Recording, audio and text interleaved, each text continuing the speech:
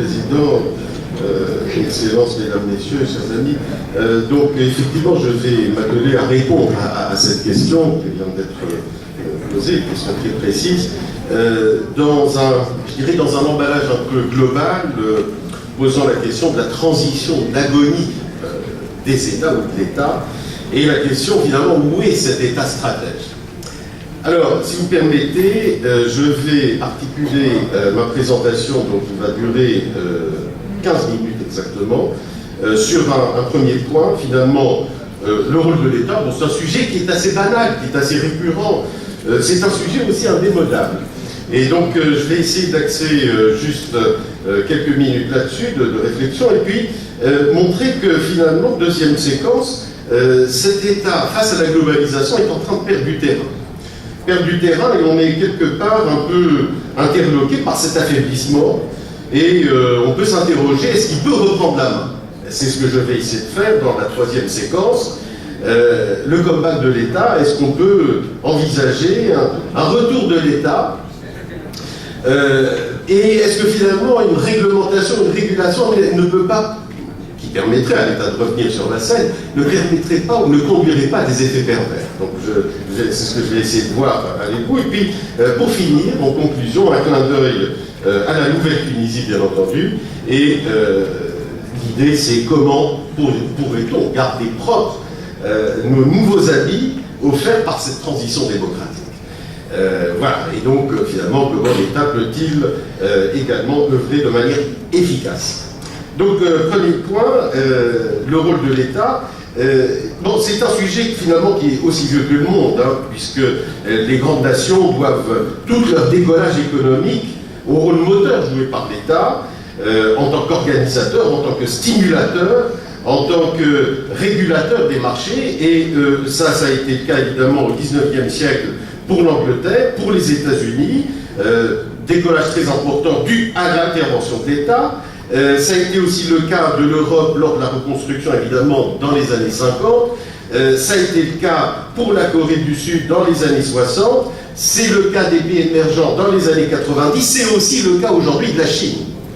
Donc, si vous voulez, ce n'est pas vraiment quelque chose de nouveau, hein, cette approche. Simplement, le problème, c'est que nous l'avons abordé souvent de manière assez dogmatique, avec beaucoup de passion, de manière polarisée aussi, il faut le dire, chacun retranché dans son camp, avec des déchirements, et effectivement, aujourd'hui, en 2012, comme d'ailleurs au XIXe siècle, le débat a toujours été très passionnel, toujours de manière diamétralement opposée. D'un côté, les partisans d'Adam Smith, de Friedman, de Schumpeter, et de l'autre, les admirateurs de Keynes, de Stiglitz, de Krugman.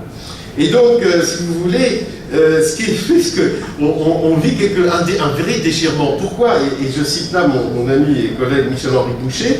Michel-Henri Boucher dit « Ainsi, du lundi au vendredi, on fustige le marché et sa violence destructrice, basée sur la concurrence exacerbée et sur la volatilité spéculative des marchés boursiers, mais on l'applaudit en fin de semaine face à l'étendue des biens de consommation qui inondent nos supermarchés à des prix compétitifs et qui proviennent des quatre coins de la planète. » Donc on vit ce déchirement, cette espèce de paradoxe, et ça, c'est vrai que c'est assez gênant et qui nous éloigne évidemment du dogmatisme.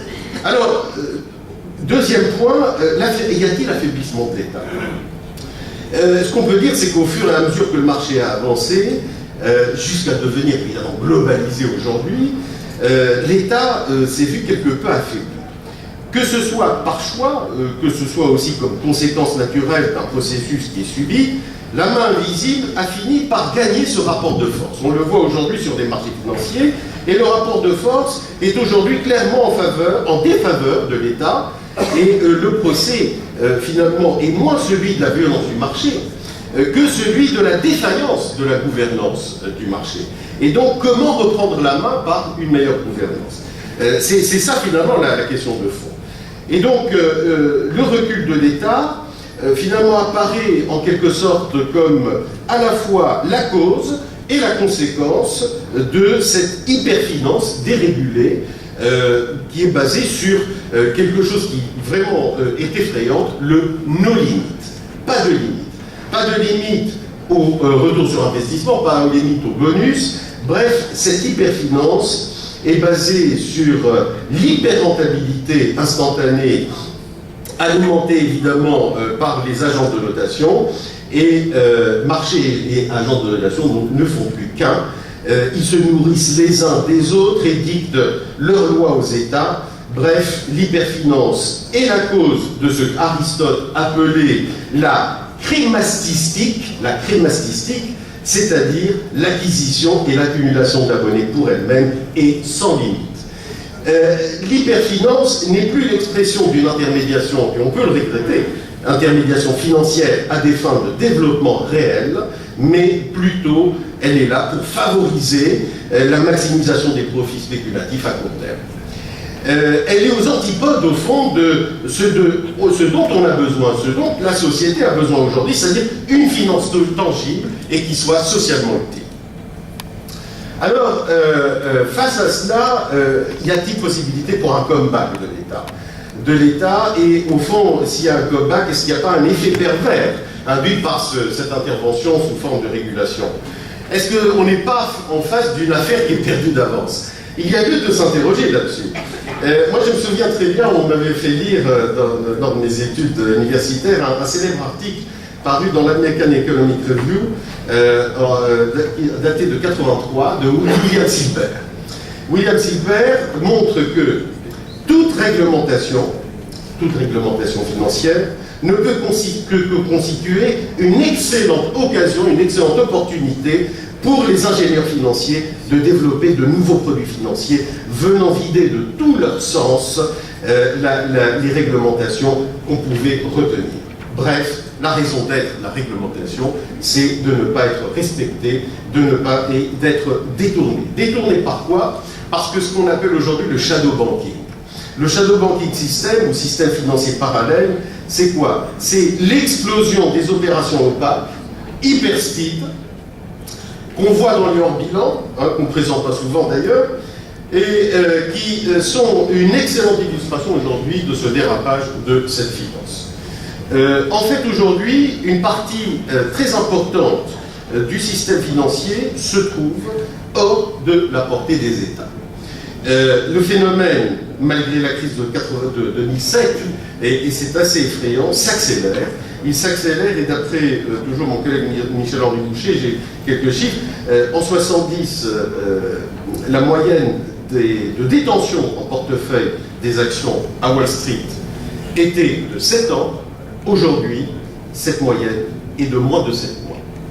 Cette volatilité dans les comportements est très nuisible évidemment au rôle de l'État, et on peut se demander, est-ce que l'État n'est pas en train de subir un aléa moral de la part des géants financiers, c'est-à-dire de ce qu'on appelle les TBTF, de manière correcte, les too big to fail, et finalement de subir cet aléa moral de la part de ces mastodontes financiers qui sont systémiques et désormais planétaires.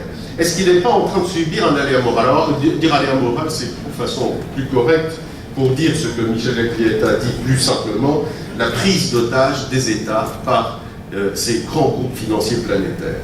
La prise d'otage qui finalement rend ces États très affaiblis face finalement à quoi? Face à, moi j'ai essayé de résumer, j'ai appelé ça les 7 péchés capitaux de la finance mondiale, ou encore une fois, bon, je l'appelais aussi cocktail explosif. C'est quoi ce problème qui affaiblit aujourd'hui le rôle de l'État? C'est évidemment ce qu'on trouve sur les marchés financiers, c'est un manque de transparence, l'aléa moral, ce dont je viens de parler, les problèmes de gouvernance et de conflits d'intérêts, les problèmes de la complexité des produits financiers, cette approche de court terme également, l'absence de tangibilité, évidemment, nos limites, ce que je viens de dire, donc à propos des bonus et des retours sur investissement. Alors, en conclusion, comment garder propres ces nouveaux habits offerts par la transition démocratique? Au fond, qu'est-ce qu'on pourrait en Tunisie retenir comme leçon face à tout cela?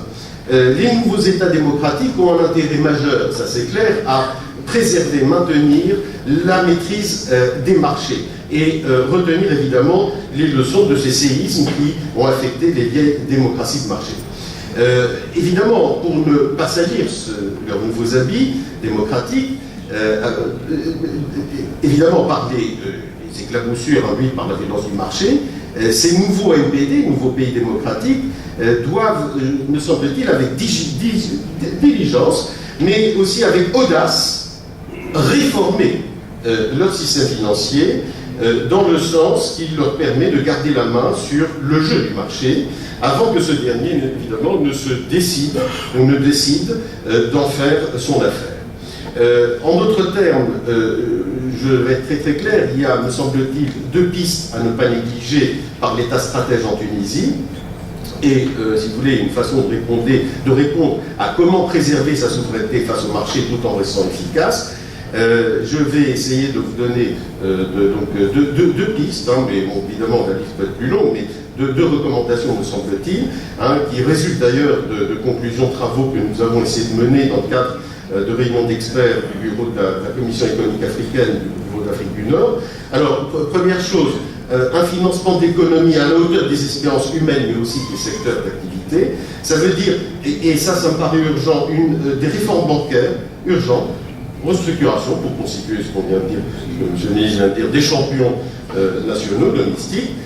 Oui, la solution de la finance islamique appliquée évidemment avec prudence, en respectant les préalables. Il ne faut pas foncer la tête baissée, c'est-à-dire il y a des préalables, formation, recherche, évidemment la mise en place, pourquoi pas d'une école doctorale tunisienne, la finance islamique, ça me paraît très très simple, et je viens d'apprendre qu'il y a peut-être un projet qui s'inspire un peu de cette idée d'une commission nationale sectorielle en économie et finance islamique.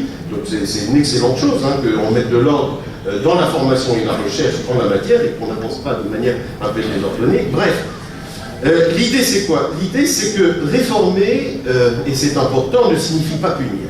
Mais ça veut dire en fait aller vers de meilleures pratiques, une meilleure gouvernance, et le secteur bancaire tunisien a besoin d'être réformé de manière urgente, et on ne peut que saluer certaines initiatives prises, par exemple celle de la BNA, que je trouve vraiment excellente. Donc dépasser le débat finalement de qui fait quoi entre banque centrale et gouvernement, la question de l'indépendance, etc. Moi je pense qu'il faut poser la question du comment, quelle méthode appliquer pour engager ces réformes et les réussir, notamment au plan financier, les réussir sans trop de coûts ou de transactions. Bien sûr, ça peut, évidemment, on peut se fixer un objectif, se dire, voilà, ce qu'il nous faudrait en Tunisie, c'est une finance plus durable. Une finance plus durable, ça veut dire maîtrisée par l'État, et non pas le contraire. Hein. C'est-à-dire que la solution dite islamique peut être une solution de finance durable. Bien sûr, il ne faut pas qu'on demande trop à cette finance, elle n'est pour l'instant que complémentaire de la finance conventionnelle. Donc, vraiment prudence parce qu'il y a des préalables, en matière de formation, de recherche, d'évaluation des besoins, d'organisation également des chaînes à bord, etc. Donc, si vous voulez, il y a tout un travail à faire en amont, un travail de recherche et de réflexion. Deuxième piste, et j'en finis là, il me semble que la deuxième piste, c'est une intégration régionale qui a de plus en plus de sens aujourd'hui. Ça veut dire quoi? Ça veut dire que l'UMA est un édifice nécessaire. Très franchement, c'est un amortisseur de choc. On le sait, on l'a prouvé, toutes les études, notamment du bureau de la CEA, le prouvent. Il ne faut pas attendre grand-chose, à mon avis, en tout cas moins de choses d'une Europe qui aujourd'hui, soyons très très clairs, est préoccupée par ces turbulences, qui est à la recherche de son identité monétaire, mais aussi budgétaire. Bien sûr, c'est un partenaire historique, et il ne s'agit pas d'effacer la page, mais il faut aussi avancer de manière très très concrète et vigilante là-dessus. Et toutes les études qui sont développées dans le cadre des réunions d'experts d'ailleurs montrent très bien que l'Europe elle-même souhaite une UMA qui avance non pas en rang dispersé mais en rang ordonné, notamment pour la question de l'allocation des investissements directs étrangers. Bref, je pense que l'UMA n'est pas un rêve aujourd'hui, c'est une réalité et une nécessité en marche qui est portée par sa population, ses hommes d'affaires aussi, elle est portée également par ses banquiers, et tout cela a besoin bien entendu d'être organisé par les États, et évidemment, pourquoi? Parce que le laisser-faire, notamment en matière bancaire, risque de conduire à la constitution de conglomérats financiers à caractère oligopolistique. Donc il faut qu'on mette de l'ordre, et je pense qu'une commission bancaire maghrébine a du sens aujourd'hui. Bref, tout cela n'a de sens qu'en comptant évidemment sur la vigilance et une redéfinition des relations Nord-Sud, notamment avec l'Europe. L'Europe, encore une fois, partenaire historique sur lequel nous devons nous appuyer, mais je finirai simplement en disant, attention, le marché peut être efficient, et surtout, attention à ne pas diaboliser le marché, car c'est une structure, malgré tout, qui fait partie du corps économique de nos systèmes. Merci, mesdames et messieurs, de votre attention.